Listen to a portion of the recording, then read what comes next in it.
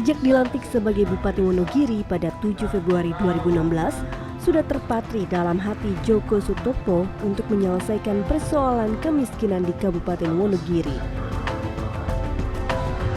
Pria yang akrab disapa Jekek ini tak menginginkan rakyatnya mengalami nasib serupa. Lalu bagaimanakah kisah Jekek dan sepak terjang orang nomor 1 sekaligus Ketua DPC PDIP membangun Kabupaten Wonogiri?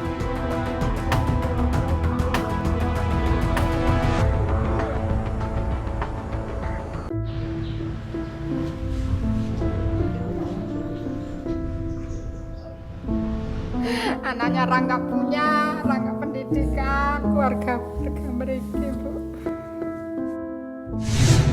Orang terkuat ini. Sini, Mak. Halo Ibu. Mak. Halo Mbak Yu. Ya, langsung aja, Mak, sini. Gak apa-apa. Kok nggak ada tadi dicari? Di mana?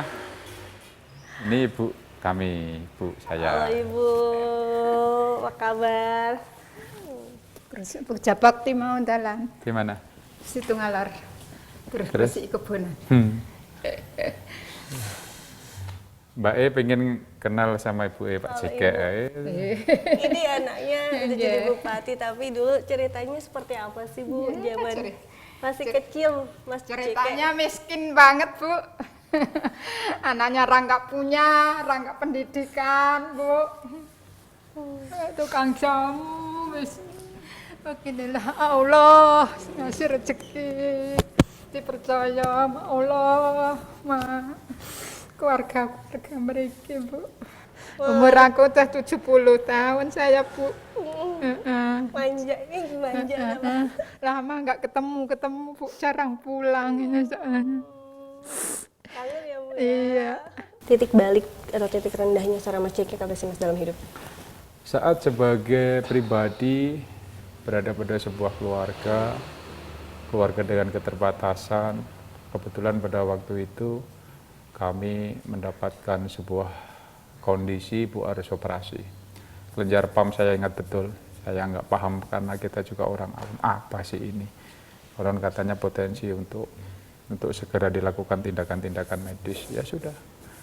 Yang saya sangat terpukul waktu mau dilakukan tindakan operasi, Ibu ngasih uang 750.000 waktu itu. 50-an ribu biru itu diikat sama karet, disampaikan ini utang sama Pak Diheri. Saya ingat betul itu. Itulah titik balik, maka saya harus mulai berbenah, mulai menata diri, mulai memperkuat visi perjuangan.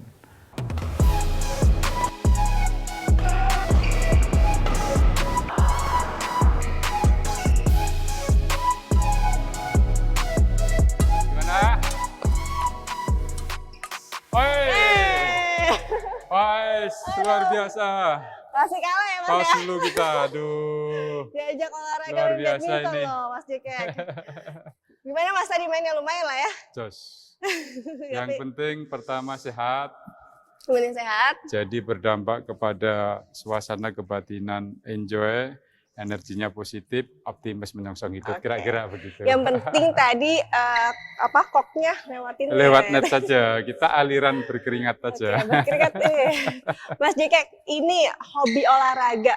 Sejak kapan Mas hobi olahraga? Apakah semenjak jadi bupati atau dari dulu sudah senang olahraga? Olahraga apa aja yang disenangi? Kebetulan olahraga ini sudah menjadi hobi kami dari kecil ya, mungkin dari remaja ya. Kita memang ya hidup di lingkungan pedesaan, harus aktif. Kadang aktivitas kalau masa sekolah libur ke sawah kayaknya, jadi sela-sela itu kita isi dengan aktivitas olahraga.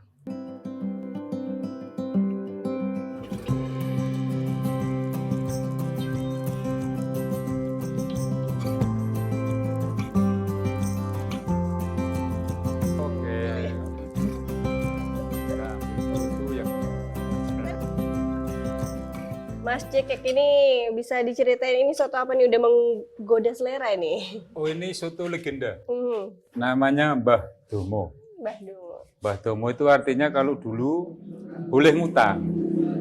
Artinya Mbah Domo? Boleh ngutang. Boleh ngutang. Kalau kita nggak punya uang makan di sini ngutang dulu nggak apa-apa. Jadi soto Mbah Domo. Ya karena kita kan waktu usia remaja ya, masih masa transisi. masa untuk mencari jati diri waktu itu. Nggak punya skill, nggak punya modal pindah atau apapun, ya sudah akhirnya apapun dilakukan. Nah kalau sarapan di sini, Mbah Domo.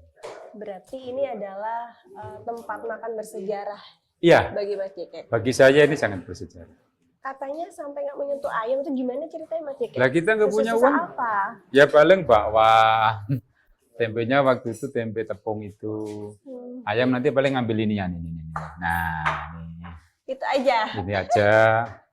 Nanti yang punya uang beberapa diambil ini, ya gitu aja. Dulu, Sejarah kan. dulu sama teman-teman kesini makan bareng Iya sama geng-geng itu, tatoan itu. Teman-teman. teman Kalau kami bicara di sini, konco berjuang, Konco berjuang. teman berjuang. Sesusah apa sih Mas waktu itu sampai ngutang di sini? Kalau saya cukup susah ya. Ibu bakul jamu. Terus adik saya 2. Ayah ya kebetulan mohon maaf lah. Kami dari keluarga yang tidak ideal, broken. Maka atas kondisi itu tentu naluriah kita harus bertahan. Bertahan dalam kondisi keterbatasan. Nggak bisa bayangkan, nggak punya skill, nggak punya material, lahir dari keluarga yang kasta-kasta sudra, kasta biasa. Ya, tapi ya sudahlah, itu garis tangan kami, itu takdir kami. Kita bersyukuri aja. Pas Jekek ini geng-gengnya ada yang bertato. Berarti bener nih katanya preman dulu. Wow, preman. Sekali, kalau bicara preman nanti nyari info teman-teman aja. Kan banyak preman. Kata banyak preman. Ya budaya. Ada malah Bu preman. Jadi semuanya mengaku preman. Ya. Preman hatinya Hello Kitty, baik. Gimana Mas Jekek itu ceritanya dijulukin mantan preman? Saya tadi kita sampaikan, untuk bertahan hidup kita nggak bisa mengandalkan pada siapapun. Tapi kita bukan yang meminta-minta gitu loh, nggak mau loh kita. Nggak mau. Ya kita berjuang. Ada potensi apa masuk, ada potensi apa berjuang dikelola dengan profesional. Ya itu. Cuman memang karena waktu itu ya seperti apa ya, bahasa yang paling tepat, nggak pernah berpikir panjang. Yang penting ambil risikonya, pikir belakang, kira-kira begitu aja. Oke. Langsung aja nih ke makanan, ini kayak istimewa. Kenapa? Apa istimewanya soto ini? Mas Bisa Jekek? dicoba Mbak nanti. Pertama ini soto piring. Disajikan dengan tungku areng. Dari dulu. Kebersihannya dijaga, semuanya dijaga. Cita rasanya oke. Memang ini diwariskan kepada anak-anaknya, turunannya. Agar ini dijadikan sebuah wisata kuliner ya, wisata kuliner yang ikonik kita. Nanti di sini sering Pak Wardoyo, senior kami Bupati Sukoharjo, pejabat itu sering ke sini. Berarti salah satu makanan khas Khas juga. Sukoharjo ini termasuk soto legenda. Soto legenda. Kalau Jekek ini super legenda, karena Mbah Domo artinya boleh ngutang. Berarti aku mau ngerasain soto yang boleh Oh ngutang. sih, boleh ngutang. Berarti Kalau boleh- sekarang bayarnya nggak usah dihitung, Oke, nggak usah dihitung. nggak usah berapa, tinggali kembaliannya kagem simbah saja. Berarti udah ada yang dulu-dulu Oh, ngutang, iya, sekarang itu bunga yang harus Bunga kami yang bayar, bayar. bunga yang harus kami bayar. berarti ada bunganya ya. Iya. Coba ya Mas ya. Hmm. Enak. Hebat kan? Mm-mm. Kalau sudah politik berbiaya tinggi, biasanya masyarakat kurang mendapatkan manfaat dari proses demokrasi. Nah itu yang kami rubah di Wonogiri.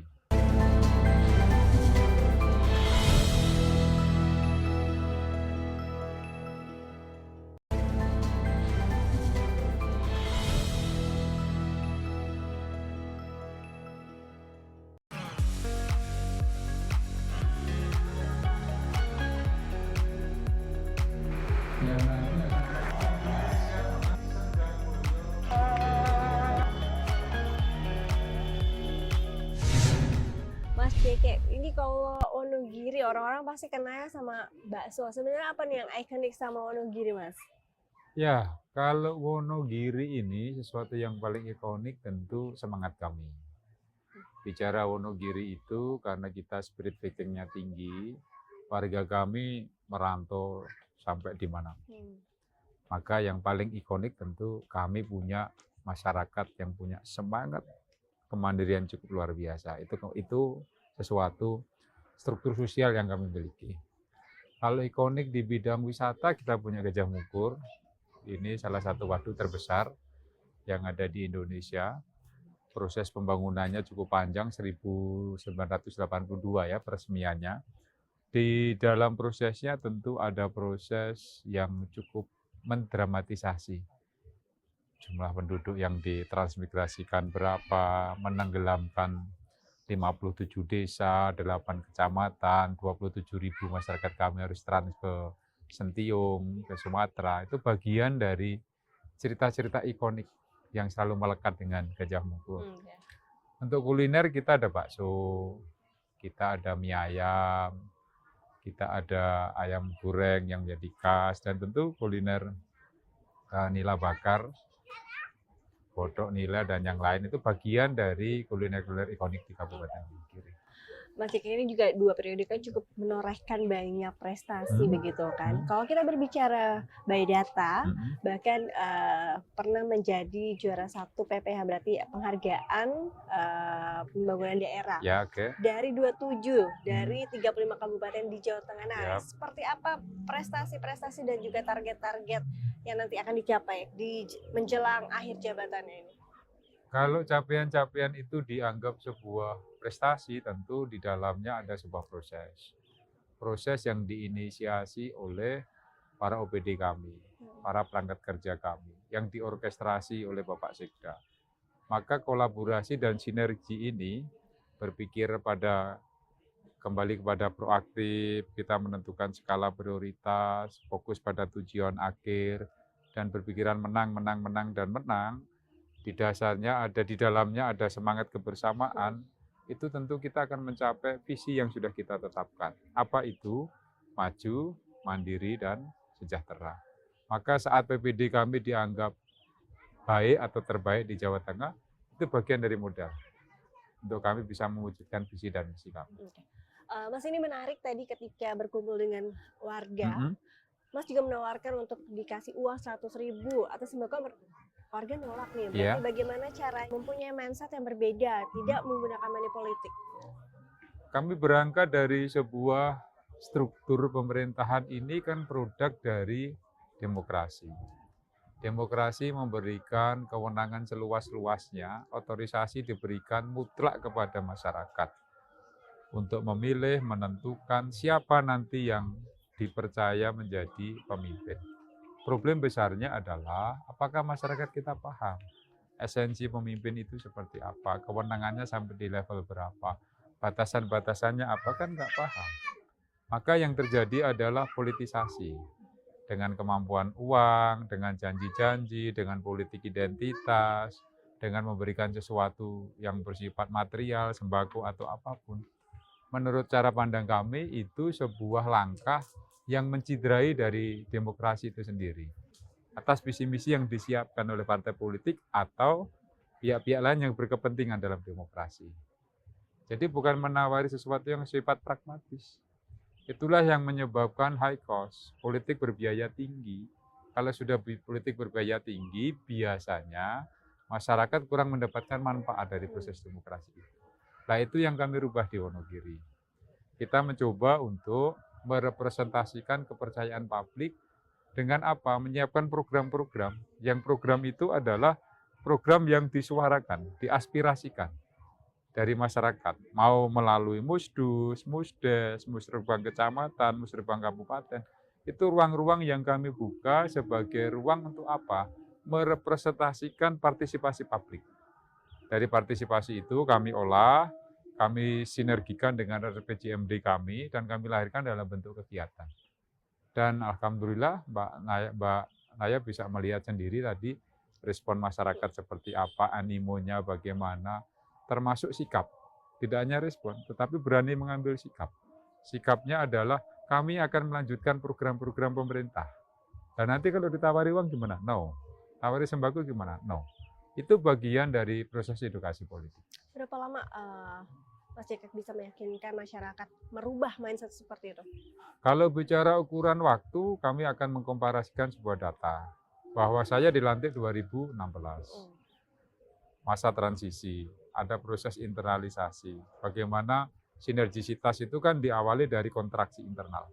Kontraksi internal inilah adalah titik baliknya di sini. Sukses dan tidaknya adalah saat kita bisa memanajerial internal ini dengan baik. 2016 dilantik, butuh waktu 1 tahun membangun harmonisasi, maka 2018 mulai menjalankan anggaran, 2019 masyarakat sudah memberikan apresiasi, kepercayaan kepada kami. Indikatornya apa? Partai yang kami pimpin naik 120% perolehan kursinya, dari 13 kursi ke 28. Nah itu bagi saya kalau tadi bicara waktu, cukup waktu 2 tahun untuk kami menyelenggarakan proses politik berbasis program, politik substansi dengan membuka ruang-ruang edukasi dalam pola kultural masyarakat. Mas, ini targetnya di menjelang akhir 2 periode, apa saja yang ingin diturunkan? Tadi kan kita bisa bicarakan mengenai pendidikan, kesehatan, dan juga IPM. Target-target atau angka-angka yang ingin diturunkan, Mas? Lebih pada konversinya adalah angka kemiskinan secara akumulatif. Bicara 10% mau kita turunkan di bawah 10%. Maka kalau di dalam kemiskinan berarti ada ruang pendidikan, ada ruang kesehatan, kesejahteraan, pertumbuhan ekonomi, inflasi, dan aspek-aspek lain. Sehingga apa? Konten-konten ini nanti akan terkorelasi menjadi angka kemiskinan Wonogiri harus turun. Berarti kalau Wonogiri turun, merepresentasikan pendidikannya lebih baik, pelayanan kesehatannya lebih baik, IPM-nya akan lebih tinggi, inflasinya akan lebih rendah, pertumbuhan ekonominya akan lebih tinggi. Nah, indikator-indikator inilah yang akan kami capai dengan apa? Wonogiri angka kemiskinannya harus tinggi. Oh, kesehatan gratis yang belum daftar, ini kan janji. Kalau besok tidak terbukti, berarti mendowngrade keberadaan PDI Perjuangan.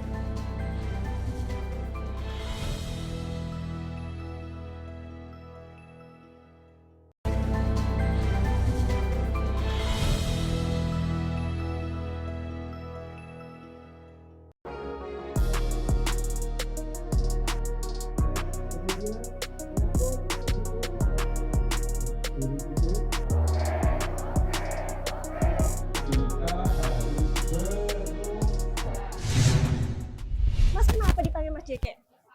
Jekek adalah nama hoki kami. Kalau orang Jawa itu nama Joko kan banyak. Joko, Bambang, Eko itu kan banyak. Maka harus tampil beda. Yang bisa membedakan hanya nama, maka namanya Jekek. Berarti kan awalnya pengusaha, terus ke politik. Susah nggak sih adaptasinya, Mas? Karena kan nggak ada background-nya katanya ya. Ya, kalau bicara itu kan banyak teman, banyak senior, kita bisa banyak belajar. Yang penting kita open saja, terbuka terhadap masukan, saran, tidak anti kritik. Maka ya alhamdulillah teman-teman komitmennya luar biasa untuk saling berkontribusi, saling menguatkan. Dalam proses adaptasi, observasi di lapangan, ya alhamdulillah semua berjalan baik. Dan pada akhirnya dari 2010, kami terus belajar, didampingi teman-teman, ya dengan bismillah. Spill dikit dengan bagi-bagi motor. Bisa ceritain itu gimana, Mas? Hampir 200-an motor dibagikan itu. Tepatnya 294 sepeda motor kepada kepala desa dan kepala kelurahan. Kenapa kami harus memberikan inventaris baru kepada para kepala desa dan kepala kelurahan kami? Pertama, motor yang dipakai itu sudah berusia 10 tahun lebih pada waktu itu. Yang kedua, medan Wonogiri cukup luar biasa, konturnya, topografinya berbukit-bukit dan bergunung-gunung. Dan yang lebih prioritas karena para kepala desa sudah menunjukkan kinerja, prestasi yang cukup luar biasa, ditandai dengan indeks pembangunan IDM kami, indeks desa membangun kami meningkat, terus tata kelola dana desa kami terbaik se-Jawa Tengah, pencairan dan pelaporan skema 40-40-20 terbaik se-Jawa Tengah. Nah, menurut kami ini adalah sebuah giroh, sebuah semangat yang harus diapresiasi oleh pemerintah. Bentuk apresiasinya adalah diberikannya sebuah fasilitas kerja dalam bentuk inventaris sepeda untuk apa? Meningkatkan kerja dan kinerja aparatur pemerintahan desa. Gimana tanggapannya, Mas, dengan ada kritik-kritik kalau dibilang ini banyak sekali prioritas yang lain dibandingkan bagi-bagi motor? Gitu? Boleh, tidak ada masalah. Saya akan meluruskan, tidak bisa dong bagi-bagi motor, terkecuali desa kami tidak berprestasi. terkecuali capaian pemerintah kami tidak ada perbaikan, terkecuali infrastruktur kami belum pada tataran terselesaikan. Itu namanya bagi-bagi motor.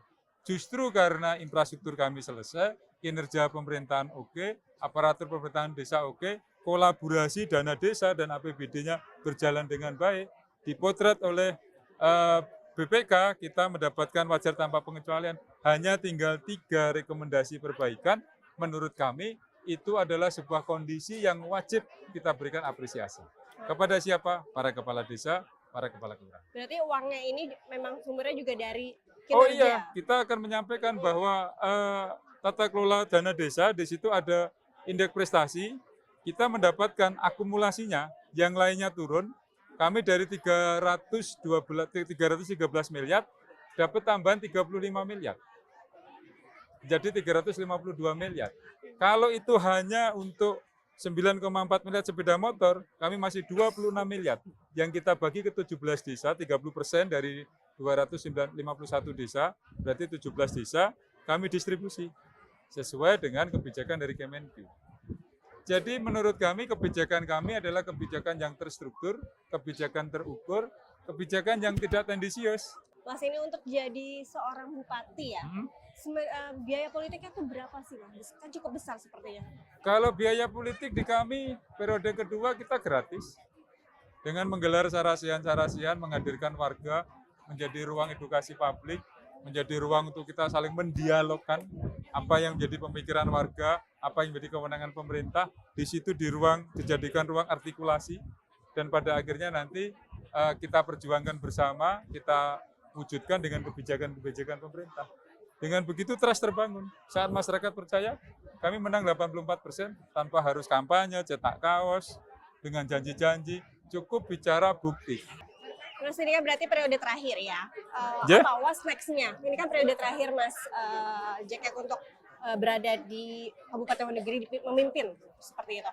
Ya, untuk rencananya ke depannya seperti apa? Apakah ingin mencoba, ini kan dengan modal yang cukup kuat ya, kepercayaan hampir 98%, kemudian juga sudah punya pengalaman di birokrasi, apakah ini juga akan jadi modal untuk langkah atau lompatan lebih tinggi lagi, mungkin jadi calon legislatif?